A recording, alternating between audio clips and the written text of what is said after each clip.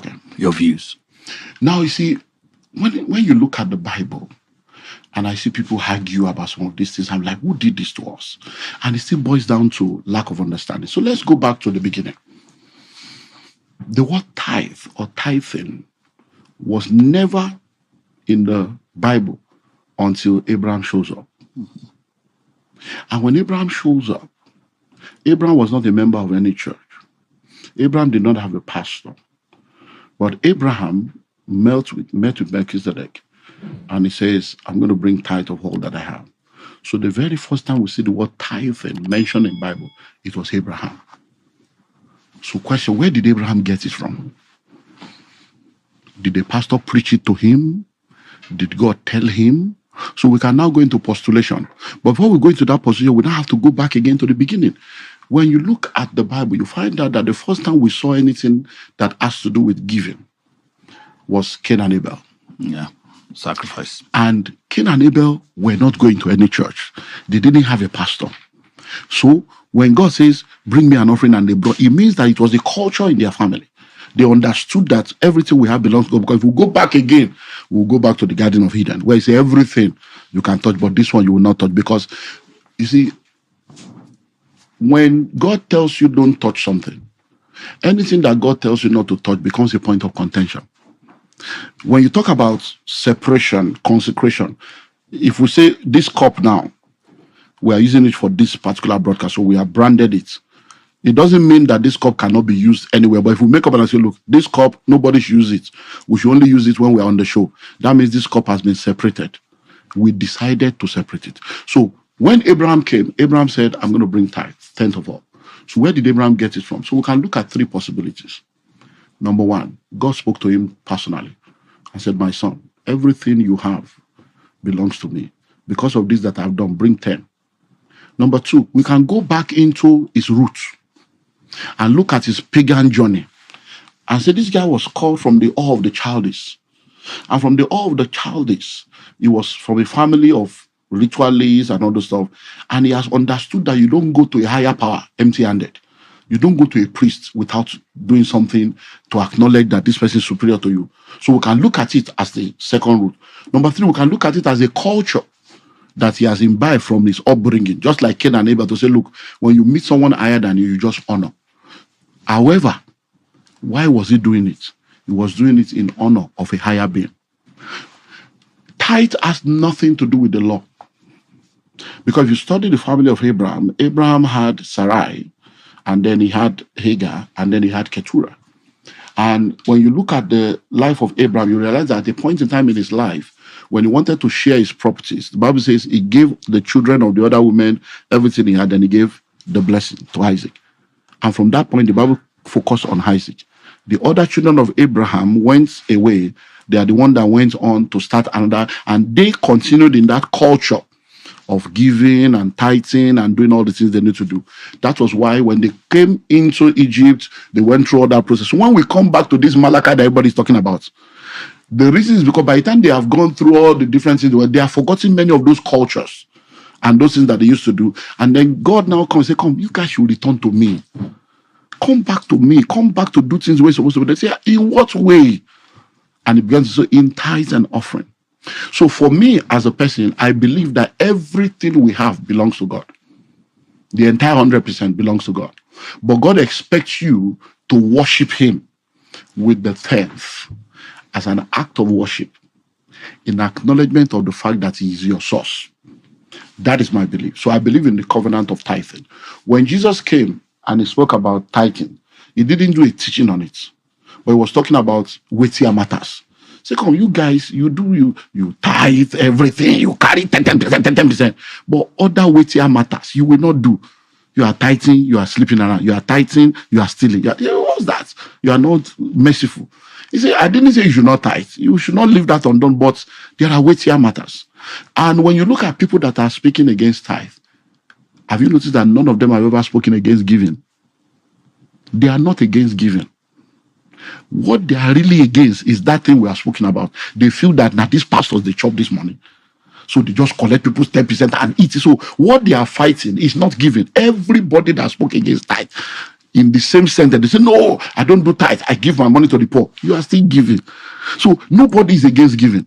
So if the problem is the nomenclature or the name, then leave the name, just be a giver. So let's go to the general one that everybody will understand. Be generous. Because you hear people say, Elon Musk does not pay tithe, Jeff Bezos does not pay tithe, Bill Gates does not pay tithe. Hello, they call it a different name. Charity, generosity, philanthropy, corporate social responsibility. There is nobody that can prosper without giving, because sowing and reaping is a universal law of life that has nothing to do with redemption. So I believe that people should tithe, but I believe more you should be generous. And everything you have belongs to. So that tithe should just be like a point of contact. Because you see, every seed, every plant, when God created the tree, He created the tree and He said the tree will produce a fruit and the fruit will come with a seed. Every fruit has seed that produces the fruit. When you do your research, you find out that the seed of every fruit has a poisonous dimension, because the chemical composition that produces the fruit is always inside the seed.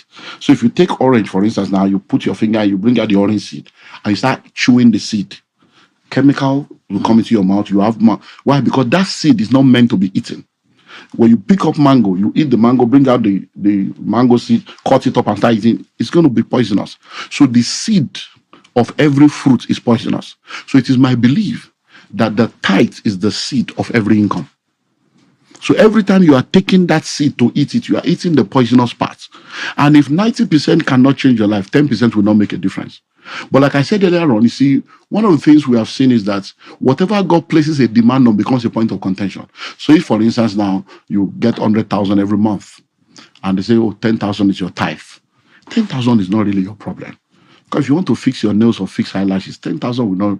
You want to go to cinema, buy a ticket and take popcorn, 10,000 is gone. You want to fix your car, you want to go to the salon, you want to go out with the boys, 10,000 is small. But when you put the same 10,000 in an envelope, my money, it becomes why? Because there's something called mama.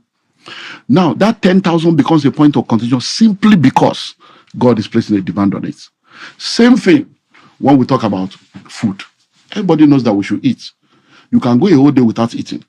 But if we declare fasting and say tomorrow we are fasting, 8 a.m. you are hungry, it's not because of the food. It's because God has placed a demand on it. The very minute God places a demand on something, the enemy comes in, because at that point it has become a spiritual situation. So my advice for people is, don't argue about tithe. Or if you don't believe in tithe, no problem, that's your belief. But do you believe in giving? So give.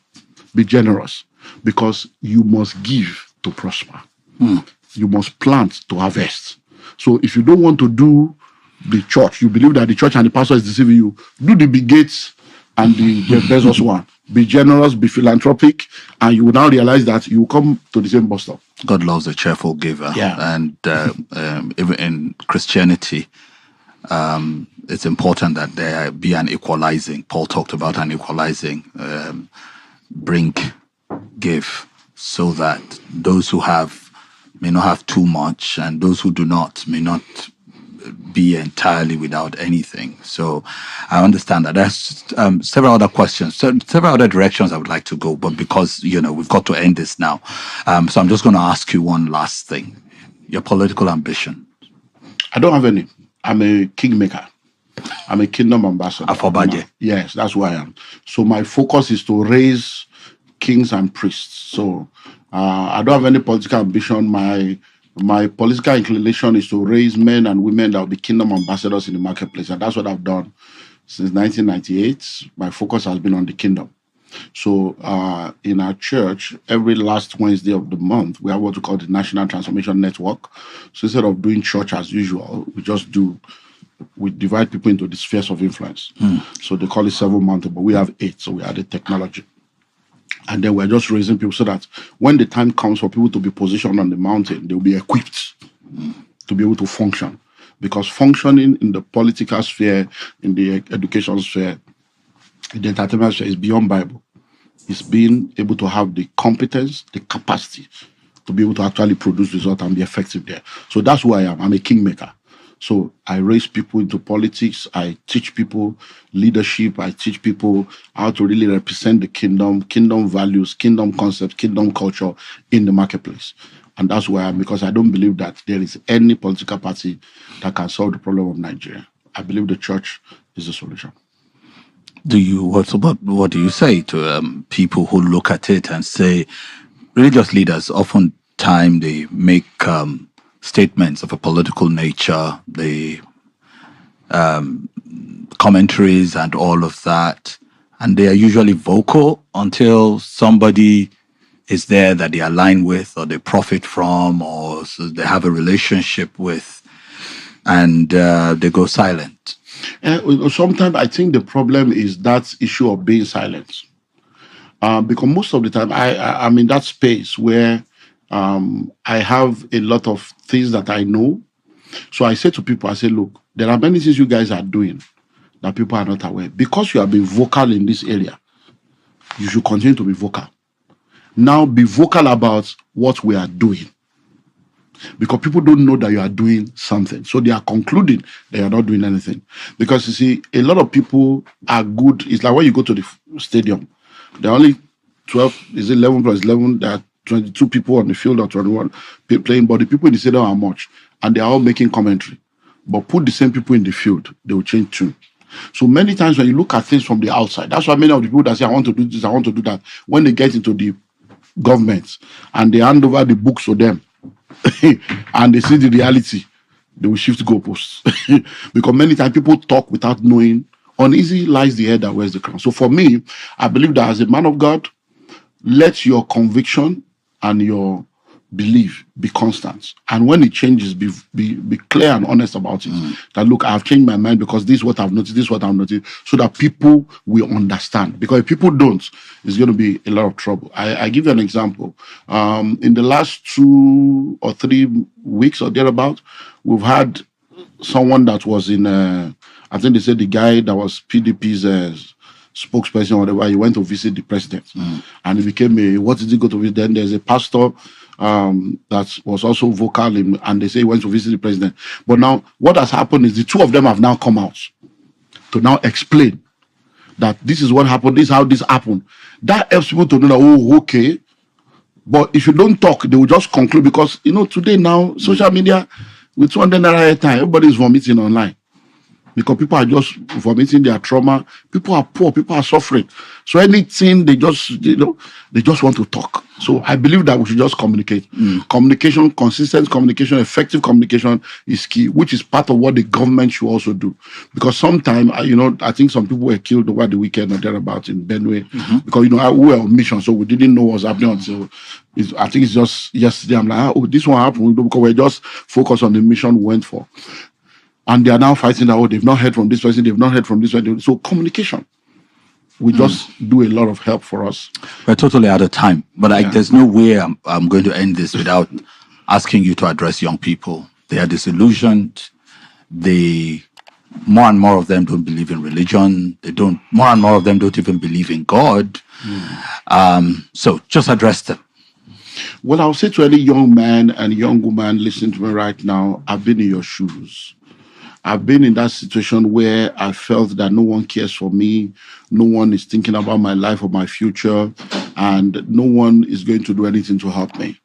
But I'm grateful to God that in the midst of that confusion, the mercy of God showed up and helped me